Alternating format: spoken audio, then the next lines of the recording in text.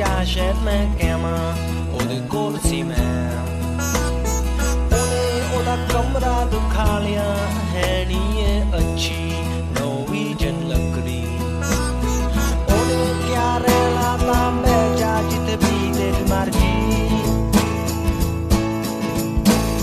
ਮੈਂ ਆਲੇ ਦੁਆਲੇ ਦੇਖਿਆ ਕੋਈ ਉੱਥੇ ਕੋਸੀ ਨਹੀਂ ਸੀ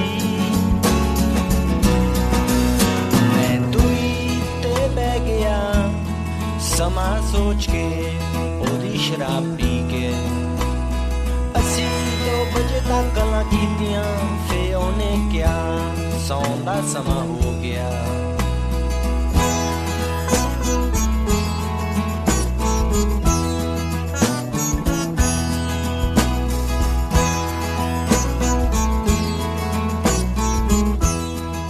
Ramón Lobo, buenos días. Muy buenos días, ¿qué tal? Te quedaste unos días más en Barcelona, ¿no? Estuviste con nosotros en el programa del 1 de octubre y en el tren no estabas cuando volvimos. No, fui el día 3, que fue complicado porque era el día de la huelga. Tuve que caminar desde casa del amigo que me acoge siempre, Juan Carlos Tomasi, que no solo me acoge, sino que me da de comer, cocina muy bien. Y caminé durante 1 hora 40 minutos, con lo cual he decidido apuntarme al gimnasio. Bueno, no hace falta apuntarse al gimnasio para caminar, lo podías hacer un poco más. No, pero si tuviera unos kilos menos, hubiera caminado más fluido. ¿Y ya sabes qué vas a hacer en el gimnasio? ¿Te han hecho una tabla? Y esas No, cosas? he dicho que no quiero hablar con el monitor que había la otra vez, que me puso una tabla que le dije, oye, tío, ¿esto qué es? Encima pagar por esto. No, que me dejen ir a mi ritmo, voy a intentar... O sea, no vas a ir, ¿no? No, sí, voy a ir, pero voy a recuperar los consejos de Ángela, combinado con el gimnasio, y verás, he hecho una apuesta con Tomasi, en un año 15 kilos. Los dos, pero eso te lo dice Tomás, que es quien te ha acogido en Barcelona para que comas menos cuando vas a su casa, supongo. Supongo que ese es el truco. Oye, a la vuelta, cuando volvíamos en el tren, y después de haber pasado esos días allí en Barcelona, yo me preguntaba, a partir de ahora, ¿cómo nos informamos? Porque claro, estando allí, pues pudimos ver colegios, pudimos incluso ver hasta cargas en directo, pudimos ver lo que estaba pasando, hablar con unos, sobre todo hablar con gente, ¿no? Pero luego, cada periódico tiene su línea, cada medio tiene su línea, cada televisión da lo que quiere dar. ¿Cómo te informas? Es complicado. Yo creo que el ciudadano en un país democrático debe tener una actitud mucho más crítica y activa. No es como antes, que ibas a un kiosco, comprabas tu periódico, lo leías, confiabas en él. No, ahora con Internet, que tienes la posibilidad de, a través de un ordenador, leer muchos medios de comunicación, por ejemplo, puedes leer medios extranjeros, lo que vas haciéndote un poco es un menú de confianzas, por ejemplo con Christoph, el periodista del New York Times. No necesitas leerte todo el New York Times o comprártelo, sino tienes una confianza con este periodista, con aquel otro, y vas buscando confianzas con gente que sabes que te cuenta las cosas como son, o por lo menos lo intenta hacerlo de una forma honesta. Claro, luego hay otro problema, que es el exceso de información que no aporta contexto, sin embargo, ¿no? Tú ves tantas páginas, tantas horas dedicadas a lo mismo, muchas de ellas son reiterativas, muchas de ellas refuerzan tus creencias, porque en general acudes a los medios en los que confías o en los que todavía confías, si es que la gente todavía confía en algún medio, pero sin embargo no te aporta otra manera de pensar. Creo que fíjate lo que ha pasado en Los Ángeles con Google y con Facebook, sobre todo. Al principio, después del ataque de este hombre Paddock que mató 59 personas, las primeras noticias que empiezan a circular en las redes sociales son que es un tipo del Partido Demócrata que está disparando porque está contra Trump. Y eso lo introducen dentro del sistema webs ultraconservadoras, y después hay medios teóricamente serios que recogen eso. Entonces, creo que los periodistas, seguimos siendo necesarios, a pesar de que hay tanta información fluyendo y cualquier lector, cualquier oyente puede colocar información, pero yo creo que seguimos siendo necesarios porque tenemos tres elementos fundamentales. Jerarquizamos la información, o sea, decimos que es importante y que no en este marasmo, contextualizamos, que es fundamental contextualizar, si no todo está perdido en el espacio, y tercero, comprobamos, que es algo que se nos ha olvidado, comprobar las noticias. ¿Quién va a comprobar un tuit, al fin y al cabo, no? Este es otro problema, al que pensábamos que no nos enfrentaríamos porque no sabíamos que, no sé, pues que estábamos también expuestos a esto. Sabes que durante el conflicto del 1 de octubre también muchas fake news eran las primeras que aparecían en los mecanismos de búsqueda de información en Google. Solo porque quienes diseñan esas fake news, que fíjate si ha habido falsedades, ¿no? Hay incluso hasta páginas web dedicadas a detectar falsedades, manejando comprobantes de fotografías, comparando las fotografías para saber cuáles eran antiguas y cuáles no eran reales, ¿no? Si alguien se sentaba en el ordenador ese domingo por la tarde y ponía, yo qué sé, pues manifestaciones o cargas policiales, las primeras noticias que salían, los primeros hits, eran mentira. Sí, sí. Sí, en los tweets hay una historia muy bonita. No estoy diciendo que nadie vaya a pensar que estoy diciendo que las cargas policiales fueron mentira. Digo que algunas imágenes o incluso algunas cosas que el gobierno había dicho o no había dicho es que ni siquiera aparecían. Sí, después hubo una foto famosa de una señora mayor que fue golpeada por la policía y que un periódico que se dedica a recoger versiones policiales, tal cual, no voy a decir cuáles, pero todo el mundo sabe a quién me refiero, bueno, es un periódico digital, publicó que esta señora había estado con Otegi en la manifestación de Barcelona, y era una señora completamente distinta. La señora que estaba con Otegi era una vasca que estaba en una manifestación en Bilbao, no tenía nada que ver con Barcelona, pero eso fluye porque en el fondo ya no nos importa comprobar las cosas, y eso mata el periodismo. Hay una anécdota muy buena del norte de Castilla, publicó un tuit diciendo: ha muerto Manu Leguineche. Y lo repitió bastante gente, entre ellos Pedro J. Ramírez. Y bueno, Norte de Castilla es un buen periódico.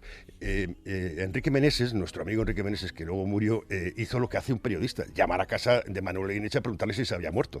¿No? Pues Manuel Leguineche le dijo que no se había muerto, con lo cual no había noticia. Eso lo hemos perdido, y eso es fundamental. Otra de las noticias que salía cuando tú buscabas lo que había pasado ese 1 de octubre era una que hacía un recuento del 1O en Barcelona, y según ese recuento, la Policía Nacional ni había salido de sus cuarteles. Nadie había sangrado, nadie había sido empujado en las puertas, nadie había sido tirado al suelo. En fin, María Ángela Pavone, ¿cómo estás? Buenos días. Buenos días. Perdona que no te había saludado todavía, estás aquí sentada escuchándonos. María Ángela Pavone es periodista y también profesora de la Escuela de Periodismo del País. Y también tenéis una conferencia la semana que viene, creo que va a tocar en parte todo esto que estamos hablando ahora, ¿no? Sí, hemos decidido, junto a la Escuela de Periodismo del País, organizar esta conferencia sobre el papel de la empatía en el futuro de la información. Esto empezó, digamos, por llamémosla una locura mía, que, digamos, fue un problema que me planteé haciendo coberturas, sobre todo de la crisis de refugiados, ¿no? Llegó un momento en el que tenía la sensación de que, a pesar de que había sido, no sé si Ramón está de acuerdo, una de las historias que más cobertura ha tenido en los últimos años, por cantidad de gente enviada sobre el terreno, por cantidad de especiales hechos, por cantidad de entrevistas, llegó un momento en el que tenía la sensación que ya esas historias, aún siendo especiales en sí, la historia de Mohamed que desembarca en la playa de Lesbos, ya no llegaban a la gente, ¿no? Había como una sensación de habituación, ¿no? Sí, de saturación. De saturación, sí.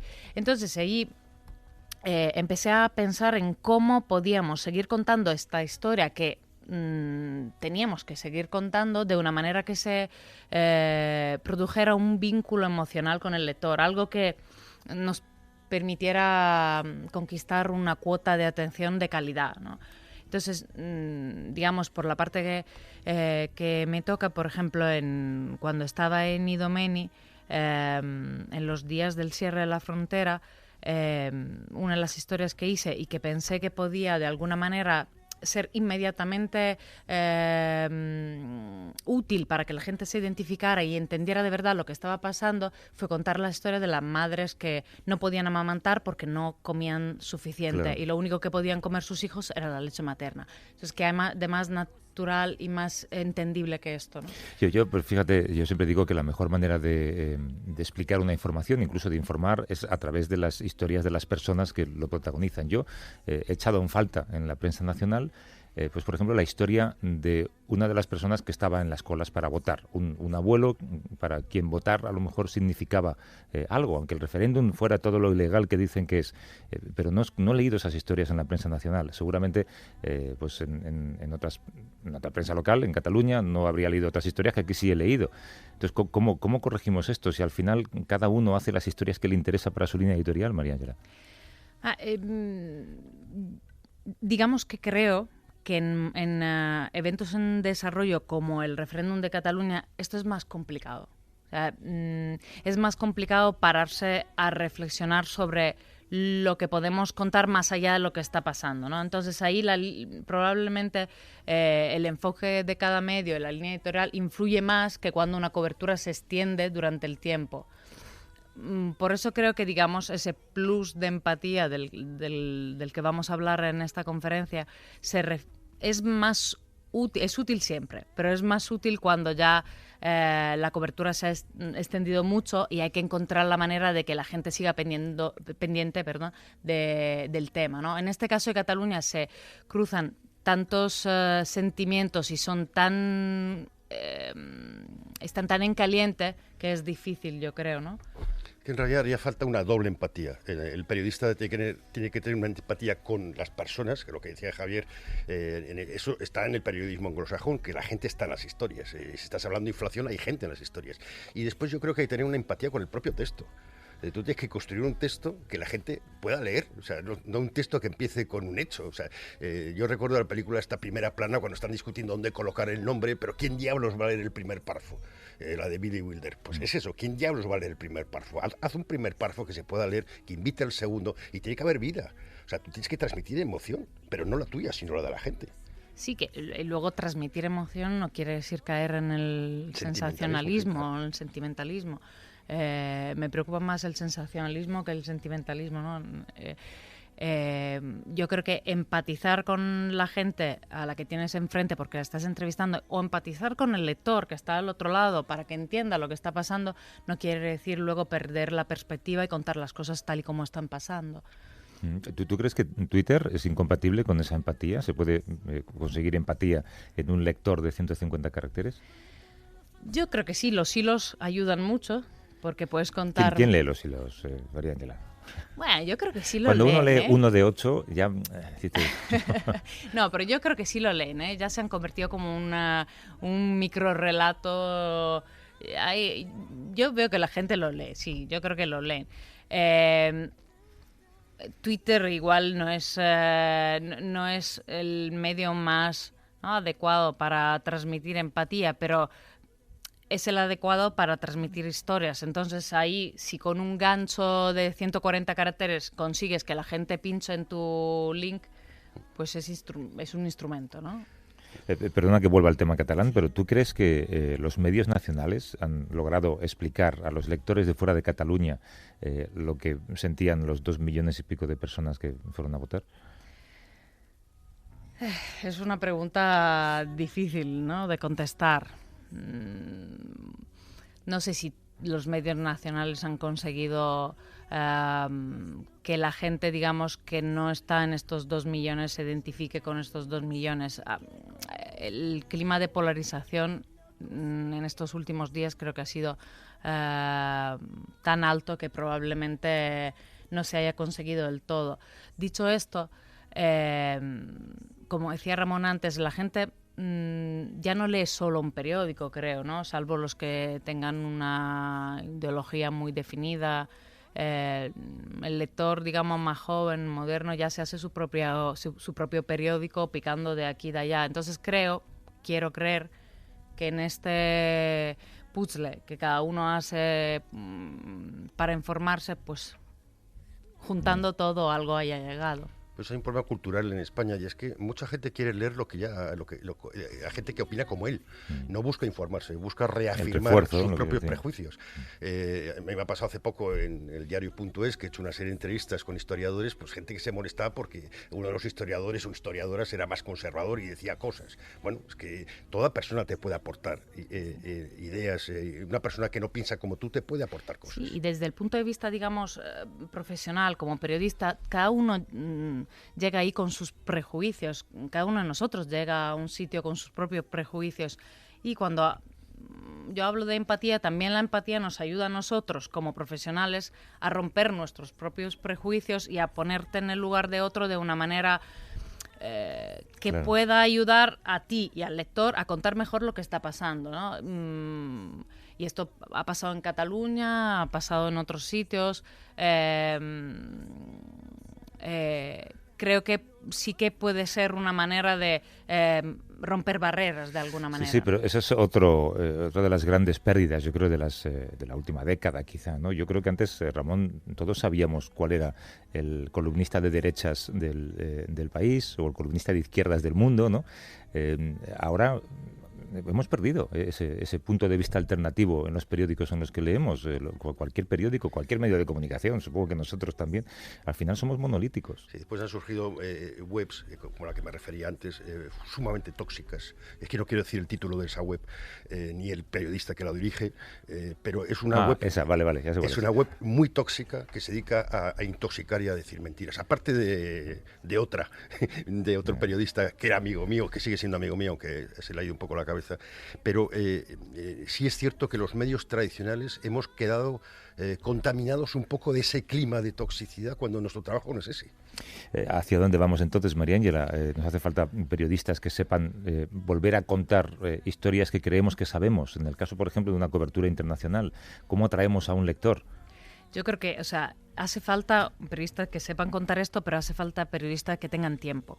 Pero para eso hace falta dinero. Eso es lo último que tenemos. Entonces habrá que buscar la manera de utilizar de la mejor manera el dinero que tenemos para estar un tiempo razonable. Mira, nosotros no nos dedicamos a escribir ensayos.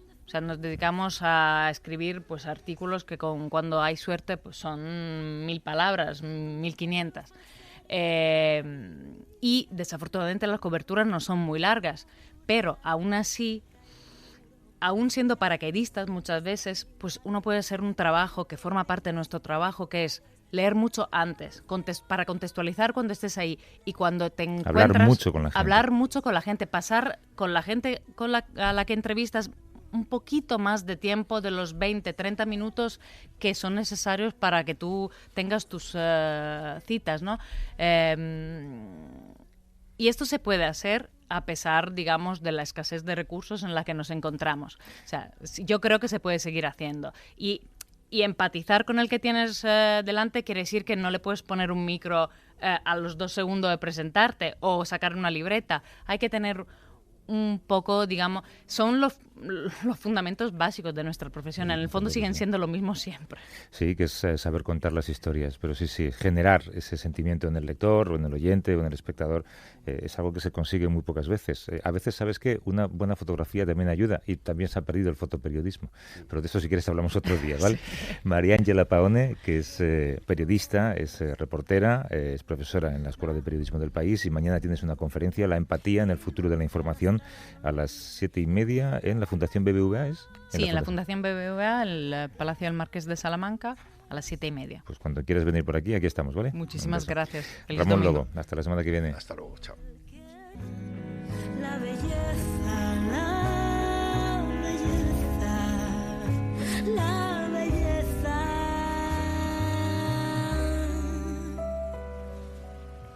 Y me hablaron de futuros fraternales solidarios, donde todo lo falsario acabaría en el pilón. Y ahora que se cae el muro, ya no somos tan iguales. Tanto vendes, tanto vales. ¡Viva la revolución! Y reivindico el espejismo de intentar ser uno mismo. Es el viaje hacia la nada que consiste en la certeza de encontrar en tu mirada la belleza, la belleza. A vivir que son 2 días. Javier del Pino.